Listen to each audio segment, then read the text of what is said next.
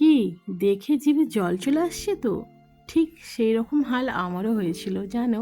তো আজকে সন্ধ্যার নাস্তায় বানিয়েছিলাম গরম গরম নানপুরি, তুলতুলে আর চানা মশলা। কি কি বানালাম, কিভাবে বানালাম সবটাই তোমাদের সঙ্গে শেয়ার করব।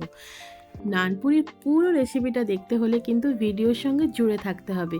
ভিডিওটি শেষ অবধি দেখার কিন্তু অনুরোধ রইল। তো প্রথমে কিন্তু ঈষদুষ্ণ গরম দুধে আমরা 1 চামচ ইস্ট আর একটু চিনি আর একটু পরিমাণ মতো লবণ দিয়ে আমরা কিন্তু ওটা অ্যাক্টিভেট হতে দিয়েছিলাম। তারপরে কিন্তু ডোটা মেখে নেবার পালা। এর মধ্যে আমরা দিয়ে দেবো চিনি, তার সঙ্গে একটু বেকিং সোডা আর একটু অল্প করে তেল দিয়ে আমরা ভালোভাবে ময়ান দিয়ে নেবো। মনে রেখো ময়ানটা কিন্তু একদম মোস্ট ইম্পর্টেন্ট, হ্যাঁ। তো ময়ান দেওয়ার পর যখন এইভাবে মুট করার পর যখন দেখবে ময়ান হয়ে গেছে, তারপরে কিন্তু যেটা অ্যাক্টিভেট হতে দিয়েছিলাম সেই দুধটা আমরা এর মধ্যে অ্যাড করে নেব। তো তারপর কিন্তু একটু উষ্ণ গরম জল দিয়ে আমরা কিন্তু ডোটা তৈরি করে নেব, একটা সফট ডো বানিয়ে নেব। তারপরে কিন্তু দেখো রেডি হয়ে গেছে, উপর থেকে একটু তেল দিয়ে আমরা কিন্তু সেট হতে দেব।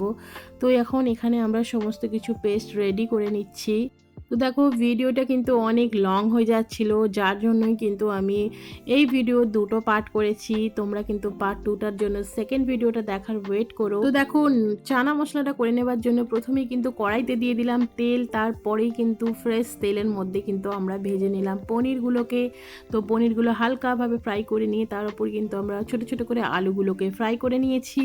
তারপরেই কিন্তু আমরা তেলের মধ্যে দিয়ে দিয়েছিলাম শুকনো লঙ্কা, একটু ফোড়নে, একটু জিরে, তার উপর কিন্তু একটু জোয়ানকে আমরা ক্রাশ করে দিয়ে দিয়েছিলাম। তো তোমাদের কিন্তু আগে আমি দেখিয়েছি যে মশলা পেস্টগুলো আমি কি কি বানিয়েছি। পেঁয়াজ, টমেটো, কাঁচা লঙ্কা, আদা এই সমস্ত দিয়ে আমরা একটা পেস্ট বানিয়েছিলাম। তো পেস্ট দিয়ে আমরা ভালোভাবে মশলা দিয়ে, বেশি মশলা এর মধ্যে আমরা অ্যাড করব না। মশলাটা যেভাবে কষাচ্ছি ঠিক সেইভাবে কষাতে হবে। কষানোর উপরে কিন্তু রান্নাটা পুরোপুরি ডিপেন্ড করছে। আমি কিন্তু পুরো রেসিপিটা তোমাদের সঙ্গে শেয়ার করেছি, তোমরা কিন্তু পুরো স্টেপ বাই স্টেপ ফলো করো, তাহলে কিন্তু দেখো টেস্ট কিন্তু পুরো অসাধারণ আসবে। তার বাদাম বাটার যে পেস্টটা আমরা এর মধ্যে দিয়ে দিলাম, তারপরেই কিন্তু ভালোভাবে কষিয়ে নেবার পালা।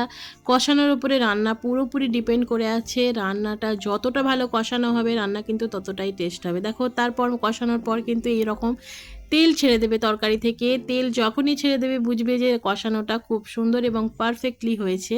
পুরো ভিডিওটা দেখার জন্য কিন্তু পার্ট 2 পর্যন্ত তোমাদের ওয়েট করতে হবে। আমি নেক্সট ভিডিওতে তোমাদের সবটা শেয়ার করব। টাটা।